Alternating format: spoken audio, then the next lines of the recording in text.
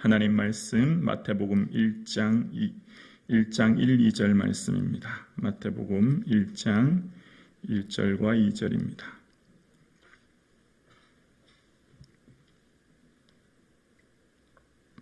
다 함께 마태복음 1장 1, 2절 한 목소리로 합독하시겠습니다.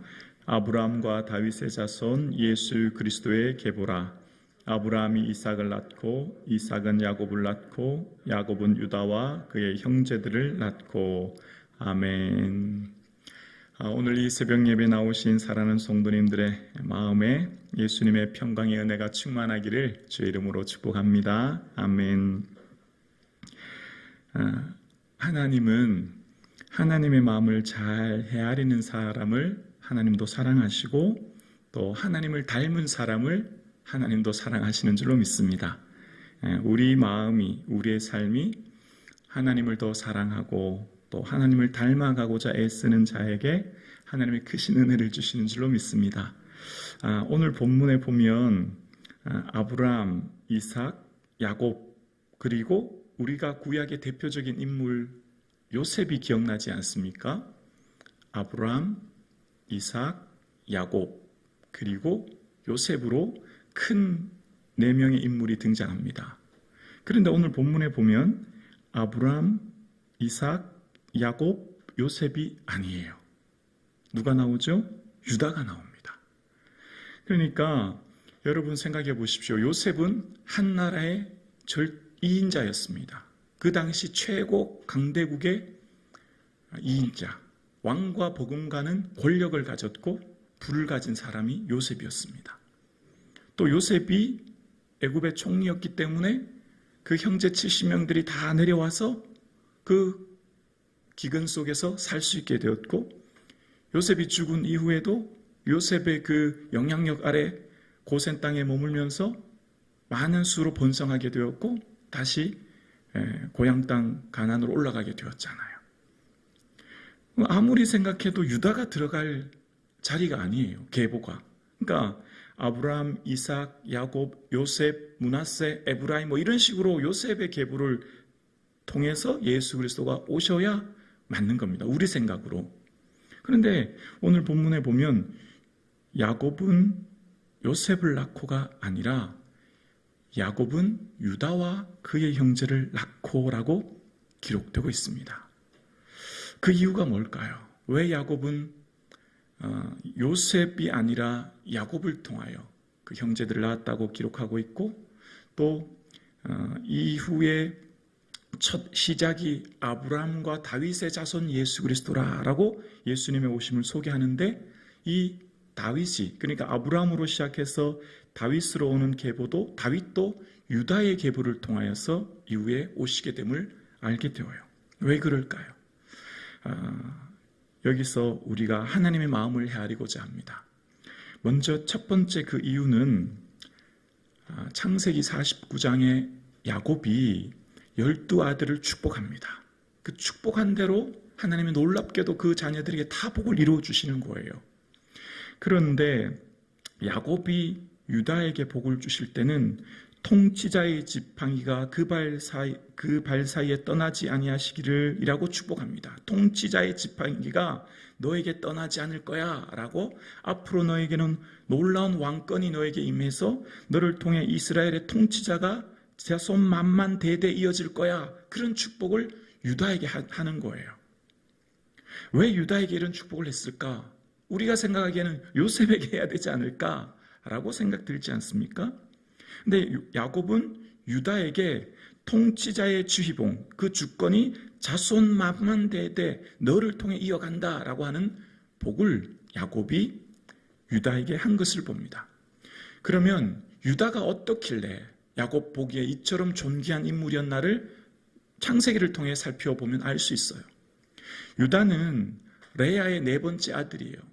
그 당시 창세기 당시에는 특별하게 뛰어난 모습이나 업적은 등장하지 않아요. 그런데 한 가지 특별한 점이 있어요. 유다의 마음속에는 뜨거운 사랑이 있었습니다. 그걸 어떻게 알 수 있냐면, 야곱이 이제 도단의 형제들한테 오잖아요. 그래서 형제들이 야, 저 꿈꾸는 자 온다. 저 꿈이 어떻게 되는지 한번 보자 하고 야곱을 웅덩이에 빈 우물에 던지지 않습니까? 그 빈 우물에 던졌을 때 야곱이 살려달라고 소리치지만 형제들은 아무도 관심을 기울이지 않아요. 그때 누가? 유다가. 어떻게 하죠? 창세기 보면 유다가 이런 말을 해요. 유다가 자기 형제들에게 이르되 우리가 동생을 죽이고 그의 피를 덮어둔들 무엇이 유익할까? 뭔 말이죠? 우리 동생 막내 저 녀석 여기서 그냥 우물에 죽게 하면 그게 뭔 유익이 있겠냐? 형제들을 설득하기 시작하는 거예요. 그리고 어떻게 하죠? 지나가는 미디안 상인에게 자 그를 이스마엘 사람들에게 팔고 그에게 그에게 우리 손을 대지 말자. 그는 우리의 동생이요 우리의 혈육이니 하매 그의 형제들이 청종하였더라. 뭐 했죠? 유다가 요셉을 사랑하여 요셉을 살리고자 하는 마음으로 형제들 설득하기 시작하는 거예요. 야, 저 동생 녀석 우물에 죽여봤자 우리에게 뭔 유익이 있냐? 저기 미디안 상이 가는데 거기라도 팔자. 유다의 마음에는 사랑하는 동생 요셉을 뭐하는? 사랑하는 마음이 있었고, 그래서 요셉을 미디안 상인에게 팔 수 있게 한 사람이 유다였어요. 물론 모든 주관자는 하나님이에요. 섭리는 하나님이 섭리죠. 그러나 사람을 통해 일하시죠. 유다의 마음속에는 동생을 사랑하는 마음이 있었고, 그러니까 요셉이 요셉 될 수 있었던 것, 요셉이 애굽의 총리로 우뚝 설 수 있었던 것은 자세히 살펴보면 누구의 영향력이에요? 유다의 영향력이었고, 유다가 그를 건져주었고, 유다가 그를 건져주었으므로 이후에 총리가 되는 길이 열리게 된 거죠. 자, 그리고 이제 요셉이 총리가 되었어요. 가나안 땅에 기근이 왔어요. 먹을 게 없어요. 그래서 애굽에 가면 먹을 게 있다더라 라고 하는 이야기를 듣죠. 그리고 이제 형제들이 애굽까지 먹을 걸 사러 와요. 사러 왔을 때 요셉이 보니까 형들이 온 거예요. 형들은 요셉을 못 알아보지요. 그래 너무 사랑하는 베냐민도 온 것을 기억하고 이 요셉의 마음에 은잔시험을 내요. 은잔시험 알고 계시죠? 곡식 자루 속에 은잔을 넣어두는 거예요. 베냐민 자루 속에.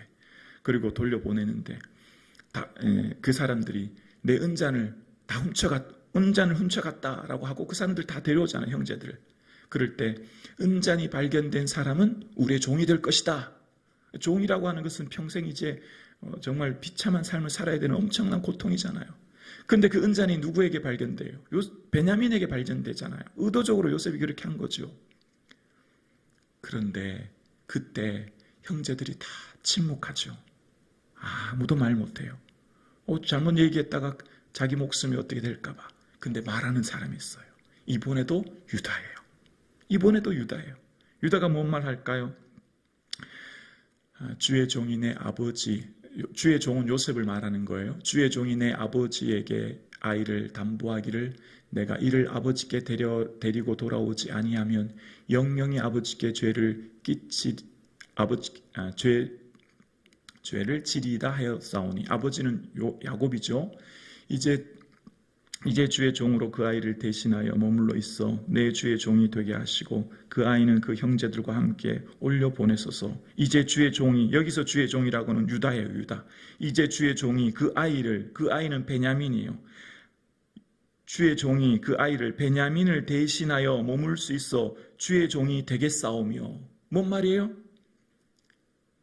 요셉에게 제가 베냐민 대신 종 되겠습니다. 그 이유가 있어요. 베냐민을 뜨겁게 사랑하는 것도 있지만 유다의 마음속에는 베냐민 사랑하는 것보다 더 큰 사랑이 있어요. 아버지의 사랑. 그래서 유다가 뭐라고 하냐면 아버지의 생명과 아이의 생명이 서로 하나로 묶여있거늘 이라고 얘기해요. 아버지와 베냐민은 뜨거운 사랑으로 묶여있어. 요셉을 잃은 슬픔도 큰데 만약 베냐민까지 잃으면 아버지가 죽게 될 것입니다. 아버지에 대한 뜨거운 사랑. 유다의 마음속에는 뭐가 있죠? 베냐민을 건지고자 하는 마음도 있지만 아버지에 대한 사랑도 있었던 거예요. 그래서 뭐예요? 대신. 이게 대속의 은하잖아요. 구속의 은혜잖아요. 값을 대신 치르다. 이게 구속이거든요. 그게 누구예요? 예수 그리스도죠.